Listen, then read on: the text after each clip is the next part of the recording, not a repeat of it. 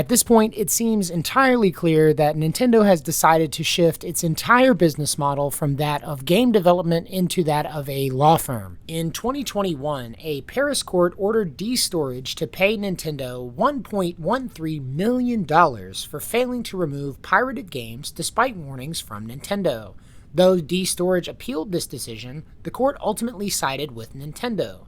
The company later brought the case before the highest French judiciary court, which has now ruled against D-Storage as well. However, a new challenger approaches in Unago, who jumps into the argument stating, "How much of an idiot do you have to be to even consider the idea that Nintendo would release anything that isn't on their outdated and overpriced hardware?"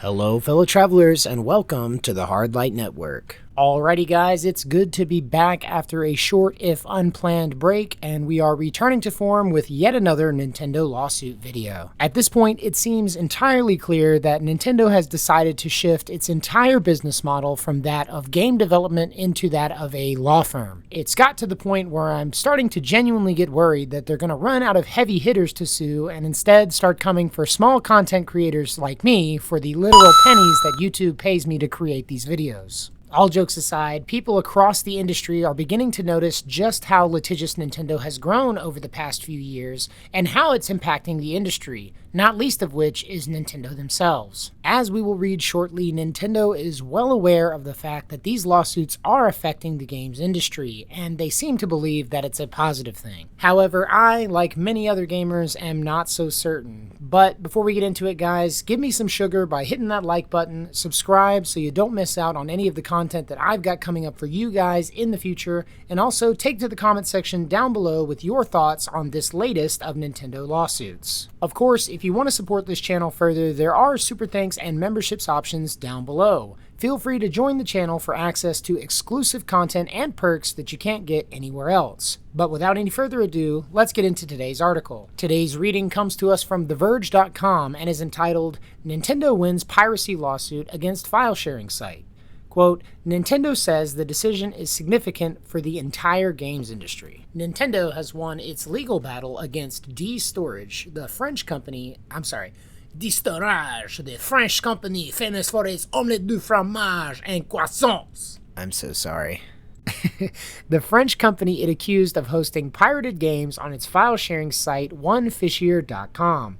In a press release sent to outlets like Eurogamer and GBA Temp, Nintendo says a French court agreed that onefishier.com is, quote, liable for failing to remove or block access to unauthorized copies of Nintendo games stored on this platform. In 2021, a Paris court ordered D-Storage to pay Nintendo $1.13 million for failing to remove pirated games despite warnings from Nintendo.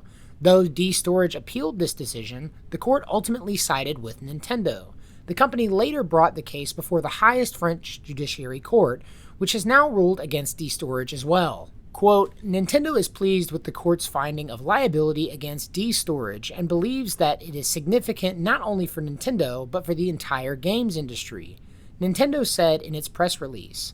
It adds that the decision will, quote, prevent shareholders like onefishier.com from claiming they need a court order to follow through on requests to remove copyrighted content. Nintendo has only stepped up its legal fights over the past year. In 2024, the company sued Yuzu, the developers behind a Nintendo Switch emulator, resulting in it shutting down completely, and also went after the Switch emulator Ryujinx. It also sued the developers of Palworld for, allegedly, infringing on its patents. That does it for the written article, guys, but we do actually have some comments written down below that I think demonstrate both sides of the argument pretty well. Starting with Lilk Warrior, who says, good for them. Hopefully they consider releasing much more of their games on hardware-agnostic gaming platforms, such as their own cloud platform and PC, to dramatically obsolete these desperate and illegal activities. Windows even has app containers that prevents modding if they're worried about that. Followed up by Articuno, who says, oh, you sweet summer child, innocent brain. They're not considering any of that.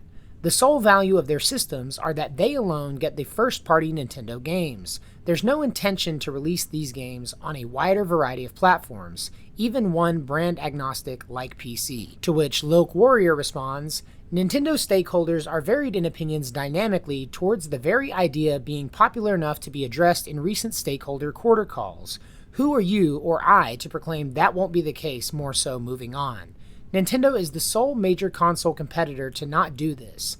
The ROI is clearly there, that Sony and publishers going PC first have clearly demonstrated. In response, Articuno says, the option isn't new to Nintendo, and some shareholders have been wanting it for a long time. The decision to keep everything on their own hardware up till now hasn't been taken lightly, nor has there been signs of that decision changing. Future Nintendo could do it, but current Nintendo has shown that they won't. To which Loke Warrior says, that's all I'm saying, really. I hope the market and their stakeholder makeup ends up in a way to make that happen. In the meantime, the market outside of their hardware is looking increasingly promising for that to happen out of for-profit common sense. However, a new challenger approaches in Unago, who jumps into the argument stating, how much of an idiot do you have to be to even consider the idea that Nintendo would release anything that isn't on their outdated and overpriced hardware? They would rather go bankrupt. As for this quote win, you ever hear of the Hydra? Cut one head, two more pop out? Oh yeah, Ninty's got down one site. There's just a million other out there that still host their games. What a quote win. Wow. They can take down sites and sue people left and right, but what that'll get them is more people uploading their crap online. Rather than waste their time with this, they should focus on their crap hardware security, but they rather ruin people's lives over games instead. But Loke Warrior isn't done, responding, on the other hand, blatant theft and piracy of games of all things is something no adult should be risking their liberties and legal reputation over arguably. That also goes into efforts illegally making their games be available outside of where they can get direct profit to continue making the very games being illegally acquired. The entitlement of gamers is notoriously well known across the internet. User Pandora Box also states, in terms of the Switch piracy, I can get why they wouldn't want people actively pushing cracked copies of brand new games on the net. Every other system is up for grabs in the name of preservation. They are actively trying to destroy game preservation and game piracy of Nintendo properties all at once. And for what? To sell another version of All-Stars with no improvements to the original games, a limited release, and a full game price for games more than 10 years old? We already really don't own games anymore, considering physical media is going the way of VHS tapes/CDs. It's a situation. To which Loke Warrior responds, agreed. It's why I have the opinion they should begin supporting games outside their hardware on proven gaming platforms that can transcend time, such as PC platforms. Aflorian's response is make games available on Macs and the Mac App Store, at least where it targets a PC audience with people more than willing to pay legally for their software, and an App Store most aligning with their conservative closed platform philosophies. Wrapping it up, Big Papa Love 30 says, so they should put their games on other systems because piracy exists? Which Loke Warrior responds to by saying, no, to make more money accommodating demand of their software that transcends the need of their hardware. Also, exclusivity is hardly the best thing for consumers when it comes to content. But where do you guys stand on this issue? Personally, as something of an archivist and avid retro gamer myself, I tend to side with people preserving video games history.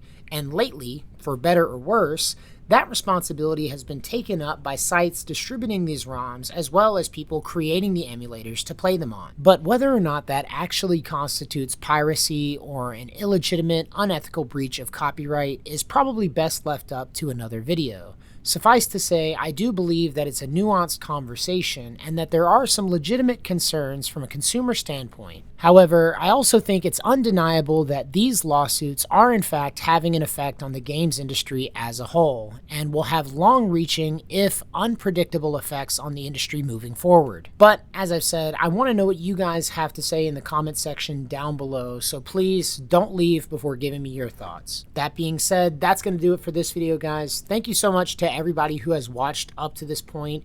If you like the video, leave a like, and don't forget to subscribe so you don't miss out on any of the content that I've got coming up for you guys in the future. I know it's becoming sort of a running gag, and I don't want to turn this channel into a Nintendo-only news channel, but this video was put off last week due to an unforeseen event, so we will be back to other content talking about different parts of the games industry soon. Of course, that just means there's a lot more work to be done, so as always, thank you guys for watching. If you liked the video, leave a like, and until next time, love you guys, safe travels.